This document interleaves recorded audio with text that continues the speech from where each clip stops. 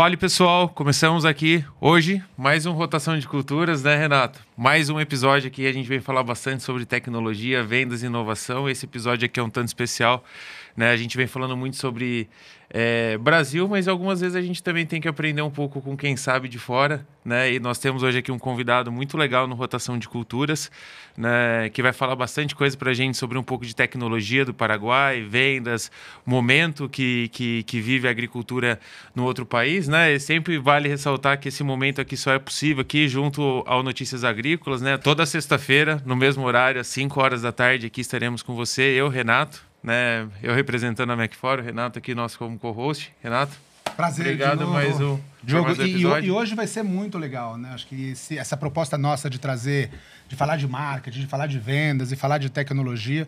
E hoje nós vamos chamar um convidado que eu tenho muito prazer de ter conhecido há 2, 3 anos atrás. Me apaixonei pelo país que ele está e nos deu essa oportunidade de estar aqui hoje, né? Um engenheiro agrônomo também como nós, com MBA na Fundação Getúlio Vargas. Hoje ele comanda uma das maiores empresas do Paraguai na área de insumos e nós vamos aprender muito sobre tecnologia, sobre o agricultor paraguaio, né? Então vai ser um prazer. Se você quiser já apresentar o nosso convidado. Eu acho melhor ele se apresentar, mais Fausto, obrigado de novo aqui pelo convite, por estar presente conosco, por vir no Paraguai aqui para poder bater um papo com a gente. Tempo aqui é seu para você se apresentar e a gente segue na conversa. Obrigado, Diogo. Obrigado, Renato. Estou bastante feliz e honrado pelo convite de vocês, de fazer parte. Comentei ao Renato, espero estar à altura dos convidados que passaram por aqui. Assisto todos os programas, então espero que possa esclarecer aí todas as perguntas e ser bastante claro e objetivo também. Legal, Wagner. Para começar, né, nossa conversa, né, e sabendo um pouco da sua trajetória, mas eu gostaria que nosso público conhecesse um pouco. O que levou um agrônomo brasileiro a cruzar a fronteira, tá lá há mais de 13 anos, num país que, embora tem algumas similaridades, tem culturas diferentes, né? Tem agricultores diferentes, tem uma cultura que se mescla, né? Com menonitas, com brasiguaios, com paraguaios. Como que foi isso? O que te levou? Conta um pouco dessa trajetória pra gente. Não, bacana. Eu sou nascido em Laranjeiras do Sul, na verdade natural de Rio Bonito, Iguaçu. É uma cidadezinha do lado de Laranjeira do Sul. Rio Bonito tem hoje, acredito que hoje deve ter uns 4 mil habitantes na cidade, então... Desde pequeno, minha mãe conta que eu queria ser engenheiro agrônomo. Acredito que é porque na cidade, na época, tinha um engenheiro agrônomo. E como eu venho de família de produtores, pequenos produtores do centro-oeste, na verdade, ali já está na última cidade do centro-oeste do Paraná. Queria ser engenheiro agrônomo. Vi ali uma oportunidade, na verdade, na época pequeno, ainda nem se falava assim, quem sabe é uma oportunidade de eu crescer na vida. Estudei em Cascavel. Cascavel está a 120 quilômetros aproximado de Foz do Iguaçu, que é a fronteira com Cidade Leste. E ali eu conheci vários amigos que tenho até hoje, inclusive alguns trabalhando conosco, que eram de famílias do Paraguai ou que tinham irmãos, amigos que trabalhavam no Paraguai. Então, eu vivi com bastante colegas na época da faculdade que tinham uma relação bastante forte com o Paraguai. Nesse período, eu fui para o Paraguai, convidado de alguns amigos, conheci o Paraguai e o meu sonho era formar e ir para o Paraguai trabalhar. Me formei em 2011, trabalhei 1 ano no Brasil, mas sempre buscando ter uma oportunidade no Paraguai. Início de 2012 se deu essa oportunidade, fui para o Paraguai, fiz uma entrevista, graças a Deus fui contratado e lembro bastante bem que eu não tinha... eu tinha experiência de agricultura como filho de agricultor, como, vamos dizer, vindo de uma família na agricultura, mas eu nunca tinha trabalhado, por exemplo, numa cooperativa ou numa revenda. Eu já tinha trabalhado, mas não diretamente em revendas ou agricultura mesmo. Então, lembro que fiz a prova, fui bem na prova e essa pessoa que me contratou falou, volta, pega um estágio lá e vem aqui uns 3 meses, volta para o Paraguai. Eu saí dali já com com os dados de uma pessoa que fazia as documentações, já deixei todos os meus dados para fazer a documentação, carteira de motorista, residência, tudo. Na época era um pouco menos burocrático, hoje já está um pouco mais complexo. E voltei, arrumei minhas malas, liguei e falou, tô indo para o Paraguai. Não, tô indo para o Paraguai. E foi assim o começo. Vim. Nem todos, vamos dizer, nem tudo na vida é só flores, né? Muitas dificuldades com o idioma, não sabia falar uma água em espanhol, mas tudo se aprende também, tem a primeira vez. E graças a Deus, aí, desde esse pontapé inicial, aí já faz mais de 13 anos que estou nessa luta. Legal. Eu costumo dizer que o mundo não é... Às vezes, dos mais inteligentes. Tem gente que fala que não é do mais inteligente, do mais adaptável. Eu costumo falar do mais corajoso, né? E quando você pega uma trajetória... Pô, a gente está no berço da agricultura mundial, o Brasil, né? E, claro, os países satélites também. E ver um agrônomo que se forma, né? Já com a ambição de desbravar não só o Brasil, né? Eu fui para Luiz Eduardo Magalhães, morei no Mato Grosso, você já foi para o Paraguai. Né, e você trouxe essa ambição do Paraguai. Né? E durante a faculdade, quando você pensava no Paraguai, o que realmente te chamava a atenção dentro do Paraguai para você falar assim, cara, eu vou sair do berço da agricultura e vou desbravar? Porque às vezes a gente pensa que o Brasil tem toda a tecnologia, tem tudo aquilo, e quando a gente vai ver alguns países que estão fora da alçada do Brasil, a gente vê que tem muito mais, às vezes, pungência, tecnologia, agilidade em processo de aprovação, leis, né, sanitárias que fazem com que os países ainda consigam ser mais, né, produtivos e mais tecnológicos que o Brasil. Eu queria entender para você essa sacada, né? Não, é muito legal essa pergunta. Acho que só complementando, explorar esse negócio do Paraguai, porque a maioria das empresas hoje elas estão lançando o produto primeiro no Paraguai, depois que vem com o Brasil. É legal você falar assim, pô, como que o Paraguai se tornou, dos seus 13 anos, se tornou nesse incubador de tecnologias. Porque hoje nós falamos, não, o Brasil é muito tecnológico na agricultura, mas quando você vai no Paraguai, as tecnologias chegam lá primeiro e depois vêm para cá, né? Sim. Vamos dividir em duas as perguntas. A do Diogo, acredito que eu não tinha uma noção grandiosa do que é realmente o Paraguai, como os muitos que conhecem só a fronteira. Eu já conhecia mais adentro, mas era aquele sonho de ganhar em dólar, era, vamos dizer assim, via como tinha prosperidades, porque tinham ex-alunos que já vinham com boas caminhonetes, estavam bem. Então, esse daí era inspirador, né? A gente lá a pé, não tinha nenhuma motinha para andar. Então, pô, eu quero ir lá. Eu conversava com alguns. Eu tô há 3 anos, 4 anos, 5 anos. Vinham lá com caminhonetes novas. Eu falava, cara, eu quero ir para lá porque tem oportunidades. E realmente, eu acredito que Deus coloca certas coisas à nossa disposição e nós temos que saber aproveitar.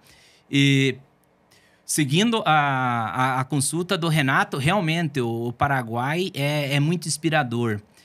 Tem políticas de mercado, de livre mercado, então é muito menos burocrático, muitas coisas. Por isso que hoje, muitas das tecnologias que tem aqui no Brasil, que são lançadas aqui, já foram lançadas há 2, 3 anos, 4 anos lá no Paraguai. Comentava anteriormente, a população, o povo do Paraguai, ele é muito adepto, o produtor paraguaio é muito adepto a novas tecnologias. Eu acredito que por isso que também lançadas muitas tecnologias lá e depois aqui. Nós estávamos falando sobre a idade do produtor. Eu acredito que isso daqui se assemelha bastante com o do Brasil, mas se nós comparamos Latinoamérica ou América do Sul com Estados Unidos, salvo engano, a média de idade do produtor aqui é 10 anos menor que a dos Estados Unidos. Então, sabemos que vem dos Estados Unidos, Europa, muitas novas tecnologias, mas eu acredito que nós sabemos utilizar muito bem essas tecnologias. Legal. Ótimo. Ô Fausto, quando a gente fala desse agricultor, né? Como que é lidar com esse agricultor em hábito de compra? Porque quando nós vamos no Brasil, nós temos essa diversidade do sul do Brasil, mas a hora que você vai para o Cerrado, muito de quem está no Cerrado é um agricultor que veio do sul. Então, as tradições do agricultor, elas são muito uniformes. No Paraguai, né, e eu tive o prazer de ir lá a convite seu, eu vi que tem muitos brasileiros, né, que é os brasiguaios, tem os menonitas, que são muito fortes na agricultura, e tem os paraguaios locais. Como é viver nesse mosaico cultural em termos de relacionamento com o agricultor? Eu acredito que isso é bastante enriquecedor. Entrando um pouco da porta para dentro na empresa, nós também temos todas essas culturas mencionadas. E como gestor hoje, eu vejo o quanto enriquece você pegar as diferentes culturas e juntar, cada um tem as suas fortalezas, cada um tem os seus costumes. Obviamente, temos que respeitar a cultura um do outro, mas eu vejo isso como uma grande oportunidade de crescimento. Vamos para os produtores, é a mesma coisa. Hoje, o Paraguai, falando em território, é um país pequeno comparando com o Brasil. Se vamos falar em exportações, em produções, é um país gigante. Então, nós hoje, como gestores, como empresa, temos que identificar essas culturas e nos organizar para atender da melhor forma cada cultura. Nem sempre o que vai dar certo para uma cultura A vai dar para a cultura B ou vai dar para a cultura C. Quais são as principais culturas, o tamanho, mais ou menos, só para quem está nos assistindo saber a dimensão do Paraguai? O Paraguai tem em torno de 3,5 milhões de hectares. Aí você pega, vamos falar dos 3 principais cultivos: soja, milho e trigo. Um pouco mais de 3 milhões de hectares está em soja, aí com uma produção aproximada de 10 milhões de tonelada. Na safra passada, 24, esse da 23 eu não tenho bem o número fechado ainda, mas de 24 foram quase 11 milhões de toneladas produzidas. Milho, nós temos aí em torno de 900 mil hectares, com uma produção estimada para esse ano. Estamos com muito bons rendimentos esse ano aí. Estamos estimando aí 5.500 toneladas de milho. Trigo varia aí dos 400, 450, 500 mil hectares. Aí uma produção de 1.200.000, 1.300.000, das quais 50%, mais 650 mil toneladas moída, é transformado em farinha no Paraguai, e o restante é exportado maiormente para o Brasil, né? Falando um pouco da parte... Só um ponto aqui antes. Isso quando você trabalha, fala em produtividade média, por exemplo, soja, milho, lá, qual que é a produtividade média em sacas por hectare? Em quilos por hectare, que estamos acostumados, vai me complicar em falar em sacas. Eu estou acostumado em quilos. Hoje o soja vai estar ao redor dos 3.000 quilos por hectare. Você pega áreas de alta produtividade, está bem maior que isso. Mas lá nós também temos áreas de fronteiras agrícolas, área que se está transformando pastagens em produção de soja. Essas áreas acabam abaixando um pouco mais o rendimento nacional, mas temos áreas aí 5.000, 6.000 quilos por hectare, muito interessante. O Paraguai tem uma área produtiva, solos bastante fértil, o clima ajuda. Falando um dado interessante que a gente já conversou, a questão, por exemplo, hoje do soja, 80%, quase 90% do nosso soja é exportado para a Argentina, né? Nós temos aí uma capacidade de moenda, de transformação dessa soja em farelo e óleo de 4 milhões, que acaba muitas vezes ainda ficando ociosa.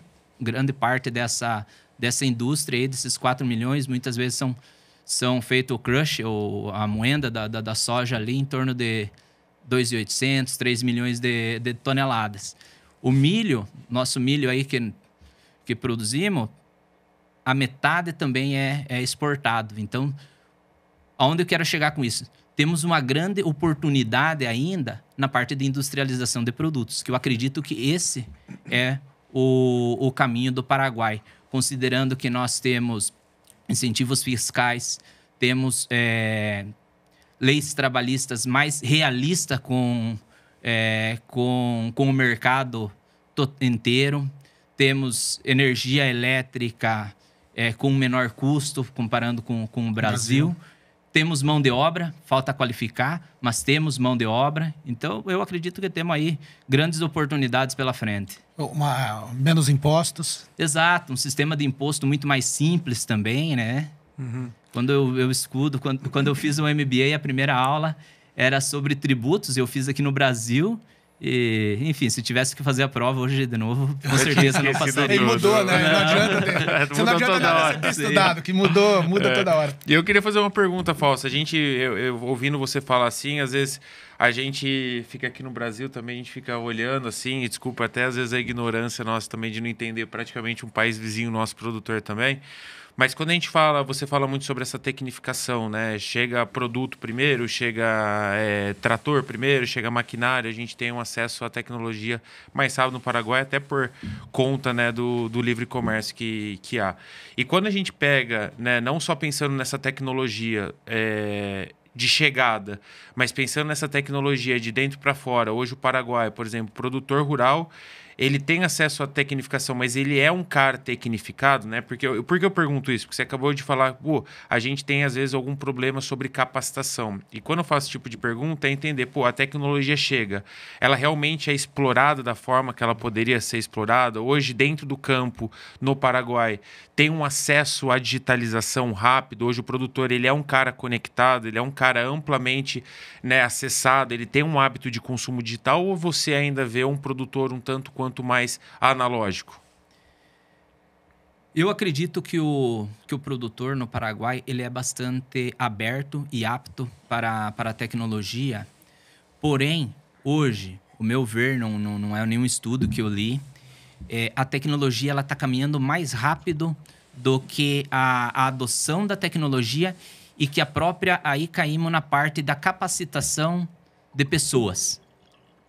Então, nós, e não falo só dos produtores, vemos para dentro de casa, para a empresa, são muitas tecnologias hoje e nós mesmos não estamos explorando essas tecnologias. Muitas vezes temos uma tecnologia, uma ferramenta, vamos para dentro de casa, um programa de CRM, e não estamos explorando o programa de CRM realmente como deveríamos estar explorando. Estamos utilizando um 20%, um 30% dessa tecnologia.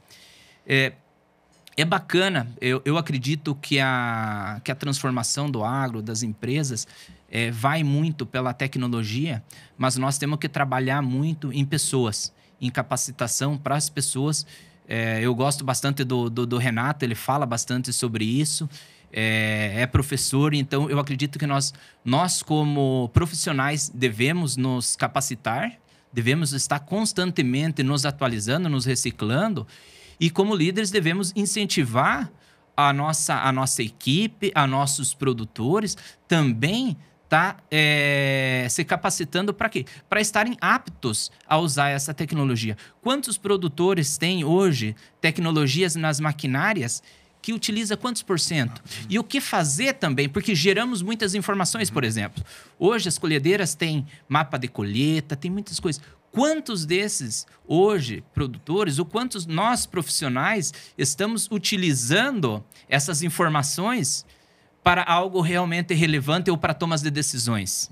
Então, muitas vezes, você pode ter uma tecnologia que é um gasto ou que pode ser um investimento. E isso eu falo com bastante propriedade, o que é dentro da empresa. Tipo, muitas vezes temos muita tecnologia, temos muita informação, mas não estamos, muitas vezes, tomando as decisões à base dessas tecnologias. Estamos tomando decisões ainda na fase analógica, empírica ainda do eu acho que era assim, ano passado a gente fez assim, vamos dar uma melhorada, mas não estamos olhando os dados, as informações e tomando decisões inteligentes à base de dados. Os dados sempre vem, né? Conversa sobre os dados. O que nós estamos fazendo com os dados que nós estamos gerando. Exato. A gente tem um episódio que nós gravamos aqui que saiu também, que a gente fala, né? A era do dado, a gente falava muito sobre a era do novo petróleo, que era os dados. Só que hoje são tantos dados que hoje a gente não consegue trabalhar os dados que a gente tem. Não cruza essa informação, não usa de forma assertiva. Eu acho que o intuito da pergunta, justamente, que eu fiz para você, era exatamente isso. Hoje a gente tem, né, muitos dados sendo gerados, né, a dificuldade de se trabalhar com os dados e o entendimento sobre a tecnificação, né, quando eu trabalho voltado para maquinário, não simplesmente é olhar para o produtor e pensar que ele vai usar aqueles dados para melhor tomada de decisão, mas como que ele está usando esse dado, se ele está usando esse dado para tomada de decisão. Hoje no Brasil a gente fala também que o produtor ele é tecnificado, ele tem acesso à informação, tem uns exemplos muito legais que o Renato trouxe ali da época de Ciarama, de uso de CRM de forma estratégica pensando em dados, né, e a gente como Mac4, que é uma agência especializada em dados de comunicação, né, para usar os dados da melhor forma para ajudar as empresas a tomarem a melhor decisão usando os hábitos de consumo digital do produtor, a gente ainda também sente um pouco dessa dificuldade no hábito de consumo do produtor brasileiro, porque o produtor brasileiro hoje ele é digitalizado, ele consome informações, né, no meio digital, mas ainda pouco se fala, pouco se explora desse hábito de consumo como um dos principais canais de comunicação, o omnichannel, que ele está ali a todo momento. Né? E aí fazer esse entendimento de um produtor do Paraguai, ou até de vocês, né, como vocês estão usando essa tomada de decisão, é importante. Você fala assim, pô, o CRM 20%, 30%.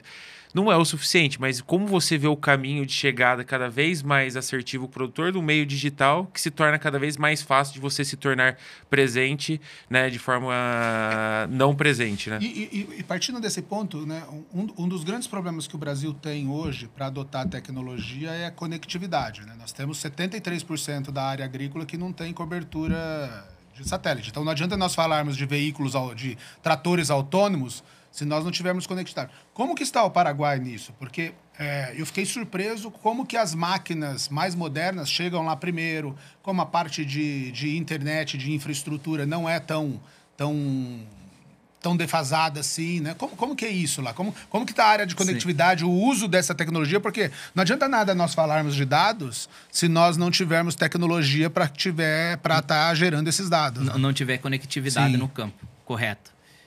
Foi uma das primeiras coisas que me chamou a atenção quando eu fui para o Paraguai, lá em 2012, que funcionava celular, na época nem utilizava, não lembro, o WhatsApp não existia ainda, internet. Então, já tinha uma conexão de chamada de celular muito maior do que eu vinha de uma cidade do interior que não tinha. Eu tive celular, meu primeiro celular, eu acho que eu estava no 2º, 3º ano de faculdade. Né? Então, era ali por 2008, 2009 que eu tive celular. Hoje, vamos vir para hoje, a Starlink revolucionou, né? Uhum. Você tem lugares mais remotos do Paraguai, você pega uma região do Chaco, do Paraguai, que não tinha conectividade, que nós instalávamos em nossas caminhonetes de trabalho, essas antenas, receptoras que traziam para ter uma melhor conectividade. Hoje você coloca uma placa da Starlink e você já tem conectividade em qualquer parte que você esteja. Eu lembro quando assisti uma palestra do Paulo Hermann, eu não lembro, acho que na época ele era presidente da John Deere, e ele falou justamente sobre isso. Ele falou: como vamos falar em tecnologia, em conectividade, se as nossas máquinas não têm acesso à conexão de internet? Então, por aí a gente tem que começar a trabalhar. Gostei tanto dele que levei ele fazer uma palestra para nossos produtores lá no Paraguai também. E é isso daí. Hoje, com essas novas tecnologias, poucos lugares, eu acredito, que não está chegando a internet. Legal. Ô, Fausto, eu vou falar um pouquinho de gestão, né? Eu e o Diogo teve alguns episódios que nós falamos que o sistema de distribuição brasileiro está sob desconfiança. E quando você me chamou para ir para o Paraguai, uma das coisas que eu fiquei mais surpreso e adorei foi a empresa que você gere, né? Você entra na Transagro, na frente da Transagro tem um posto de combustível, do lado do posto de combustível tem a loja de insumos, do lado da loja de insumos tem a loja de peças e atrás de toda essa frente tem o armazenamento. Então é uma coisa completa. O agricultor entra ali, ele tem o one-stop shop na frente. Falando um pouco da Transagro, explica um pouquinho para nós, né, como que é a Transagro e quais são os seus desafios de gestão hoje. Os seus desafios de gestão estão sendo os mesmos que o sistema de distribuição do Brasil tá enfrentando? Porque quando nós falamos que o mercado brasileiro é competitivo, é que não conhece o Paraguai, né? Quando nós estamos falando assim, pô, os chineses estão entrando muito forte no Brasil, os chineses entraram forte no Paraguai há 10 anos atrás. Então, conta um pouco desse ambiente e as suas dificuldades de gestão, explica um pouco como que é o grupo, para quem quer conhecer um pouco mais, né, sobre o Paraguai e os desafios. Vamos ver se o Rafael Húngaro vai lembrar. Faz uns anos atrás, acredito que uns 4 anos atrás, ele falou para mim, rapaz, eu tive analisando um pouco o mercado do Paraguai e eu acho que não vou entrar lá, porque é muito competitivo. Eu vou ficar aqui pela Bolívia. Hoje ele tá com a operação dele na Bolívia, tá aqui no Brasil, também tá olhando o mercado do Paraguai. É inevitável, parece que todas as empresas querem entrar no mercado do Paraguai. Eu acredito que é bom, a concorrência, ela nos ajuda a cada vez sermos melhor, a crescer, como empresa, crescer no sentido de buscar ser mais relevante para o produtor e para o consumidor final é uma maravilha, né? Cada empresa tentando oferecer o seu melhor em tecnologia, em preços, maior opção de escolha. Mas assim como o Renato mencionou, esse mercado, essa política de livre mercado, desburocratização, isso daí é muito bom para você começar um negócio, para você ter. Mas hoje nós temos um mercado no Paraguai subdimensionado. Tipo, nós temos mais produto do que demanda. Então, mais oferta do que demanda. O que acaba fazendo isso daí? Deteriorização de preços. Porque o que acontece? Você tem lá um target que você quer manter de margem, que você quer manter. Hoje, você chega num momento lá, o cara acha que ele não vai vender tudo, ele já começa a diminuir o preço porque ele tem que pagar o fornecedor lá da China. A tecnologia veio para nos ajudar muito, questão logística, WhatsApp. Mas o que acontece? Um vendedor lá no sul do Paraguai, ele está fazendo uma cotização para o produtor do norte. Ele fecha uma venda, no outro dia o produto está na porta da fazenda do produtor. Melhorou muito logística, asfalto. Eu lembro quando eu fui para o Paraguai, eu morava... O asfalto mais próximo era 60 quilômetros. Hoje, eu acredito que nossas caminhonetas recorrem pelo menos 50% de caminho de asfalto hoje. As caminhonetas do pessoal que está no campo. A minha deve correr 90% asfalto. Então, onde você vai hoje já tem um sistema logístico bastante desenvolvido e eficiente. Eu acredito que tem muito mais ainda para ganhar eficiente, mas o que é? Isso começa a ter maior facilidade de chegar no produtor e os desafios. Aí, hoje, o Paraguai tem registrado em torno de 150 importadores de insumos. Aí, uma média de um pouco mais de 100 empresas fazendo importações cada ano. Para 3,5 milhões de hectare, é bastante. Mato Grosso do Sul, né? É bastante. O que acontece? Empresas brasileiras, por exemplo, se instalam no Brasil, ela coloca um braço no Paraguai. Pega empresas de nutrição, de biológico, a maioria delas que estão no Brasil estão lá no Paraguai. Depois pegamos as multinacionais, praticamente todas. Então, tem esse grande desafio de ser um mercado territorialmente limitado e onde tem uma competição de muitas empresas. Então, isso daí é o grande desafio nosso. Nós procuramos ser uma empresa bastante verticalizada, assim como mencionou o Renato, não chegar lá só para oferecer os insumos. Começamos pelas pessoas, capacitação da nossa equipe para que realmente sejamos relevantes para os nossos clientes, levar todo o portfólio de insumo, que vai desde a semente, fertilizante, todos os defensivos, mas também o combustível, fazer a compra do grão dele, ter a parte de peças agrícolas, ter diferentes linhas para oferecer para o produtor. Só voltando assim, hoje quando a gente olha a distribuição, o sistema de distribuição em geral, tem 3 problemas que o distribuidor está enfrentando hoje. Uma são as margens. As margens estão cada vez mais comprimidas, né? Inclusive produtos como biológico e nutrição especial, que eram produtos com margem maior, estão sendo comprimidos. Um outro problema é a inadimplência, né? A inadimplência cresceu muito. Fala-se no mercado que hoje a inadimplência está girando em torno de 7%. Então, para um negócio que tem uma rentabilidade baixa, 7% de inadimplência te quebra. E o outro problema é o working capital, porque o distribuidor ele tem que financiar o agricultor. Como que a Transagro está trabalhando nesses 3 aspectos para continuar crescendo, para continuar cumprindo o plano estratégico, né, que vocês querem fazer? Como estão sendo isso? Como que é a inadimplência, o financiamento para o agricultor e as margens? O que vocês estão fazendo para sair dessas armadilhas? Margem, difícil você falar assim, eu vou conseguir um premium price maior que o mercado. Obviamente, nós procuramos, não somos a empresa que vende o mais barato, mas nós temos que estar dentro do mercado. O produtor tem hoje as informações na palma da mão e ele não é bobo, ele vai comprar o melhor custo-benefício. Então, nós procuramos fazer uma venda consultiva, que realmente, vamos dizer assim, fazer a venda do produto junto com a assistência técnica, que os nossos engenheiros sejam a primeira opção do produtor quando ele precisa tomar uma decisão.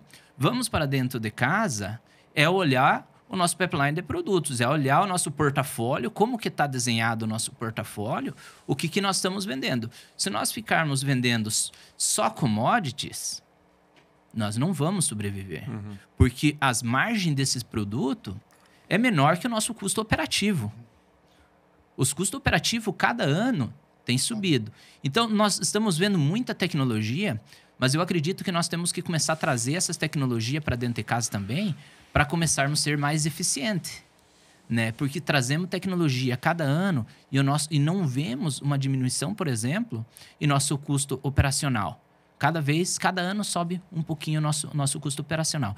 Então, a margem nossa tem que ser composta por vender portfólio de produto, que vai lá da semente, o fertilizante, o biológico, a nutrição, o defensivo, de forma completa. Porque se eu vender só a commodity, vai ter alguma outra empresa que está especializada em vender produtos diferenciados que vai estar vendendo para o meu cliente. Porque o produtor utiliza, porque ele vê resultado. Então, nós temos que capacitar a nossa equipe, porque produtos diferenciados é mais difícil de vender. Por isso que também tem que ser reconhecido para a equipe de forma diferente. Tem que recompensar a equipe de forma diferente produtos de especialidades. Porque você tem que ser mais técnico para vender um produto diferenciado que uma commodity. Então, essa parte da margem, da construção de margem, vem muito por aí pela questão do mix de produtos que nós levamos para o nosso cliente. Segundo ponto, depois nós vamos para muitos gastos diretos e muitos gastos ocultos.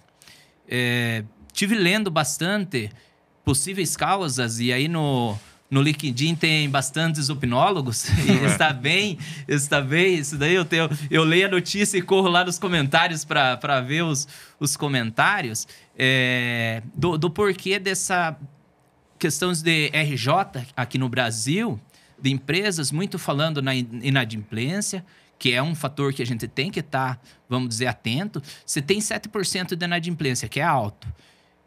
Como que você vai sobreviver? Nós não temos de margem líquida. Exatamente. E então, inclusive, estive vendo... olho muito o EBITDA. Nós também olhamos muito o EBITDA, mas abaixo do EBITDA, você tem custos reais. Exato. Então, EBITDA não paga conta, né? Exato, então. E um custo real é o financeiro. Que aqui no Brasil ainda é bem maior que no Paraguai. Então, se você... Porque essa inadimplência é dinheiro que não veio para dentro de casa, que você tem que pegar no banco para pagar o teu fornecedor. Quanto é a taxa de juros no Paraguai hoje? Paraguai, hoje, eu faço um cálculo médio de 8% a 9% ao ano.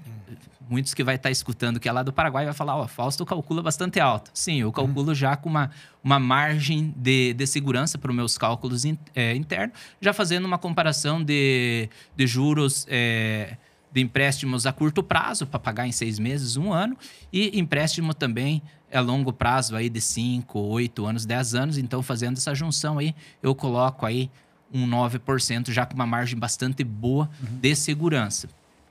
Eu consegui, pessoalmente, um juro bem menor que isso daí.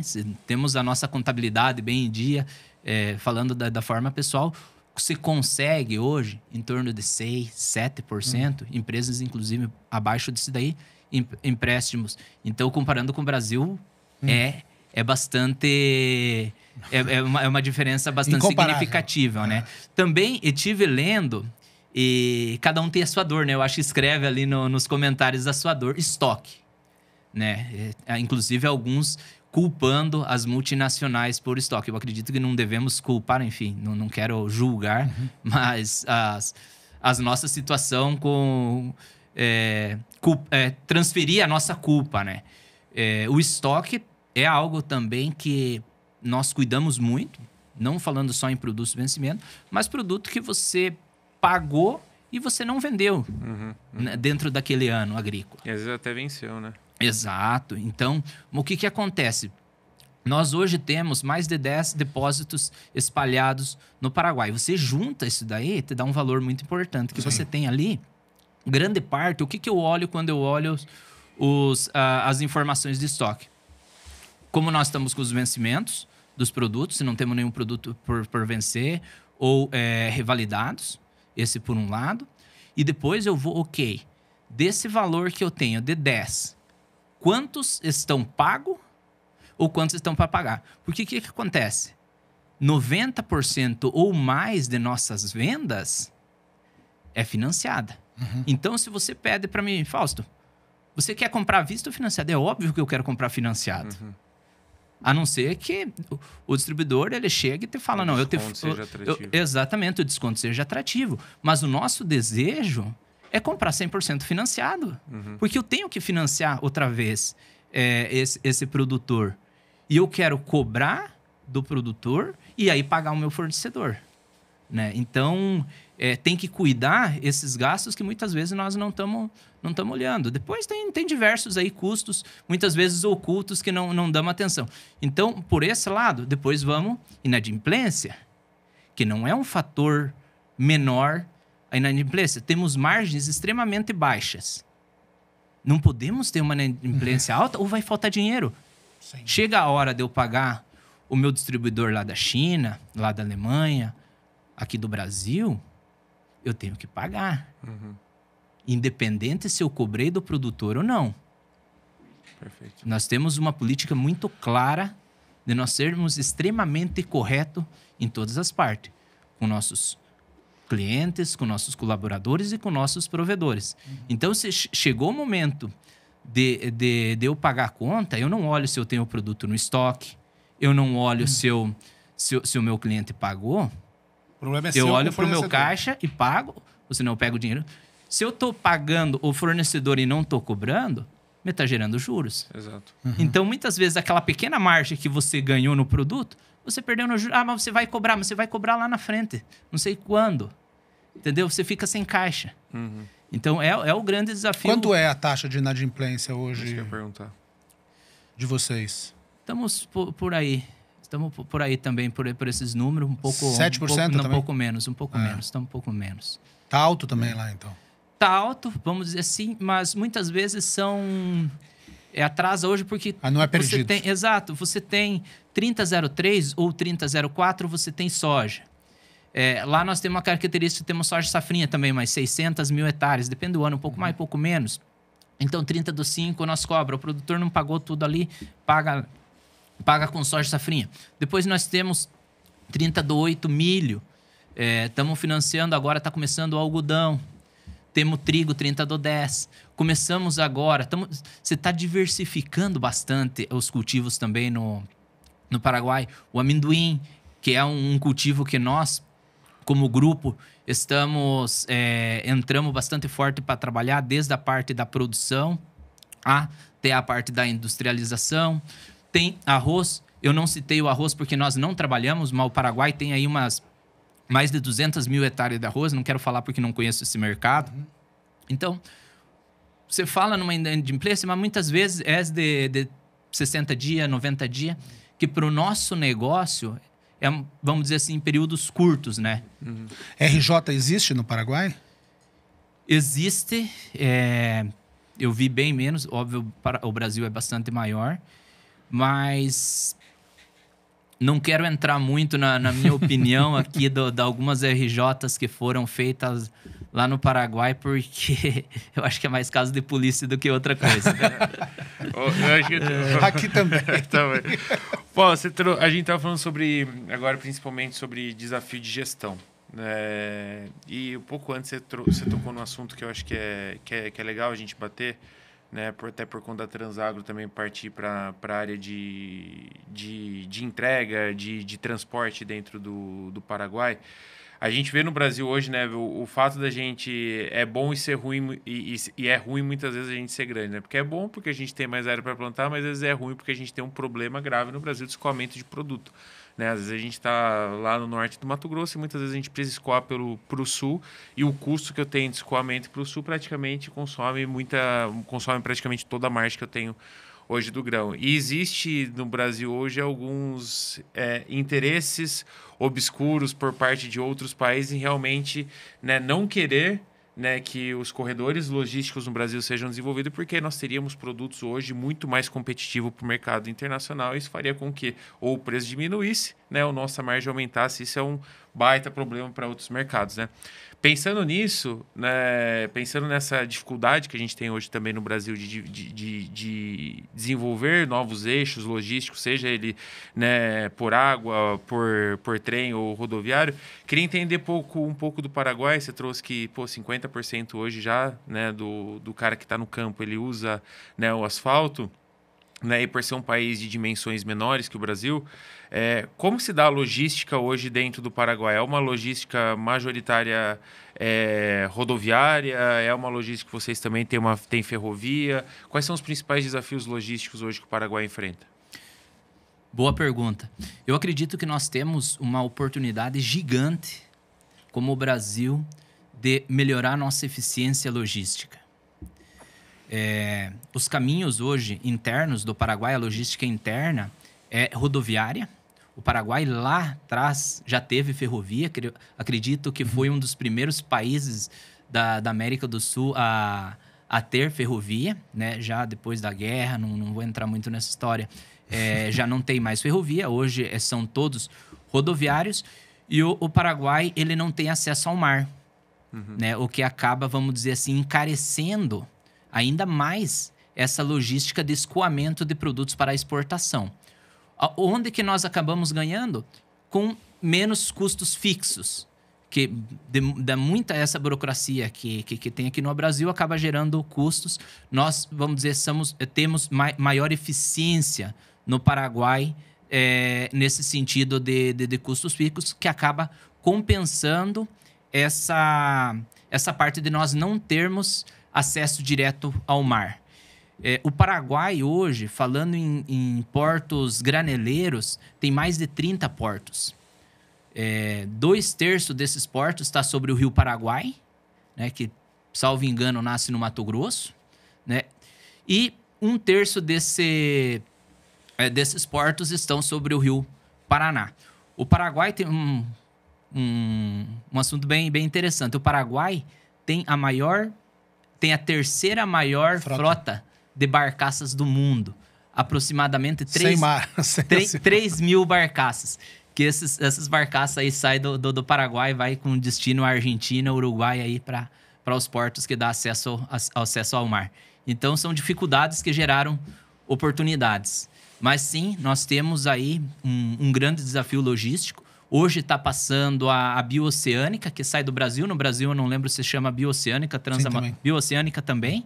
Que isso daí eu acredito que vai mudar muito a rota de grãos, produtos que vêm do continente asiático, e vai ser, vamos dizer assim, vai mudar o ecossistema dessas regiões onde passa esse sistema logístico, onde passa a Bioceânica. Legal. Fechando aqui, né? Nós estamos quase no tempo. Para você, assim, qual que é o futuro, né? Eu até escrevi um artigo uma vez, eu fiquei fascinado pelo país, pela facilidade de fazer negócio, por ter um presidente, né, bilíngue, que estudou nos Estados Unidos, um cara fora da caixa, assim, senti um pouco de inveja, assim, até pelo presidente que o Paraguai elegeu. Qual que é o futuro, assim? O que você vê do Paraguai? Por que o Paraguai está crescendo tanto? Por que o Paraguai está sendo os olhos aí da América do Sul? E os desafios para vocês, como Transagro, de aproveitar essas oportunidades que o Paraguai está ofertando para vocês? Eu sou bastante otimista com o futuro. Quando eu falo com a nossa equipe, eu sempre falo, ano que vem vai ser mais difícil. Falando em gestão, falando em vendas.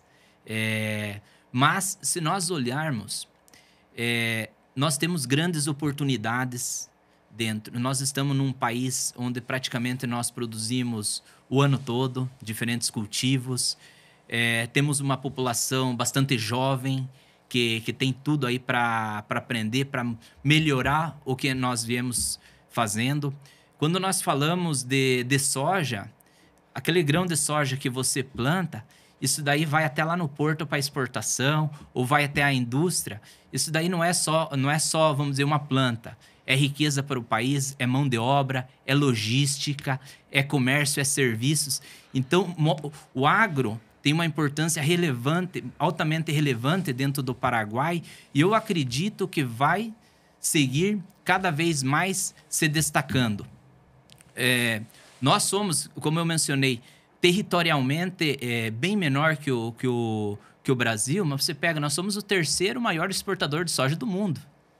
Então, temos clima, temos solos, temos mão de obra, e ao final tudo cai em pessoas. Nós temos que seguir capacitando nossas pessoas para que possamos ser cada vez mais eficientes, cada vez mais preparados para os novos desafios que vêm. Mas eu vejo um futuro com bastante otimismo. Eu vejo o futuro no Paraguai, na agricultura, e assim desejo para o Brasil também. E legal, antes de você terminar, assim, só uma última palavra, um último conselho, né? Eu para mim, a Macfor e não puxando o saco aqui, que não precisamos, a Macfor é a maior agência de marketing digital do Brasil. Que conselho você daria para umas empresas que nem a Macfor, ou para uma empresa que quer entrar no Paraguai para aproveitar as oportunidades que esse país que está crescendo aí tanto, né, em termos econômicos?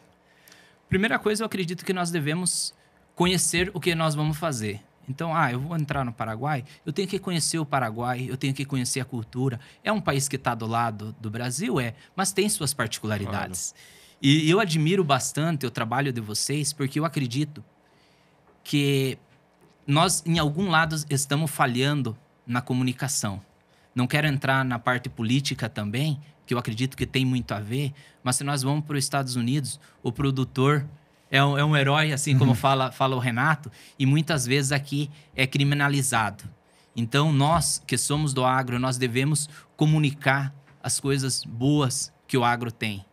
Não falando só em riqueza, produção de alimentos, mas o agro tem muita que mostrar, e plataforma como a de vocês tem que cada dia seguir trabalhando para que realmente nós mostramos a força do agro. Não sou favorável à polarização, não gosto dessas músicas de ostentação do agro. Então, eu acredito que nós temos que ter muito em conjunto o que é o agro, o que é o setor industrial, o que é a cidade. E não fazer polarização. Eu acredito que isso daí vai pelo lado da comunicação efetiva.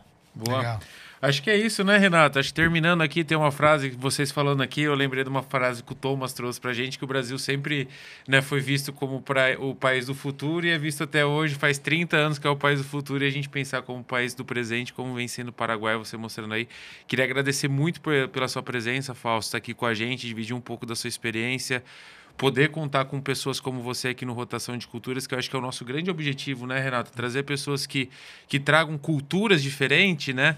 E mostrem pra gente que a agricultura realmente continua sendo a força motriz que a gente tem, né? Não só dentro do país, mas como uma força da América Latina. Legal. Né? Eu reforço as palavras, né? Eu sempre, quando nós começamos a escolher os convidados, falei, pô, eu tenho que trazer o Fausto do Paraguai, porque a gestão que eles estão fazendo, tanto com o Grupo Ilagro, né, com o Rony como CEO aí, e você na Transagro, para mim é um exemplo de gestão, né, de como vocês olham os custos, né, que você olha o seu negócio de aumentar a eficiência e o que vocês fazem de diferente para o agricultor, tentando fazer um negócio que eu tinha um sonho na minha vida, né, de fazer o agricultor ter um lugar só para ele fazer as compras. Vocês conseguiram fazer isso. Então, sucesso na jornada. Obrigado por ter aceito o nosso convite e parabéns pelo trabalho que o Grupo Ilagro e a Transagro fazem no Paraguai.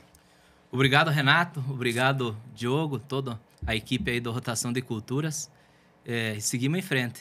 Vamos seguir trabalhando, que o futuro nos espera coisas boas. Perfeito. Legal. Obrigado, Fausto, Renato. Obrigado. Mais um episódio gravado. Pessoal, Rotação de Culturas, agradecer toda a audiência que esteve presente com a gente dentro desse episódio. Agradecer principalmente Notícias Agrícolas, aí parceiro nosso junto da Macfor, em conseguir gerar esse conteúdo para vocês toda sexta-feira na TV. E nesse mesmo horário, toda sexta-feira, a gente tem, né, esse encontro marcado com vocês às 5 horas. Obrigado a todos e uma boa semana. Até mais, pessoal.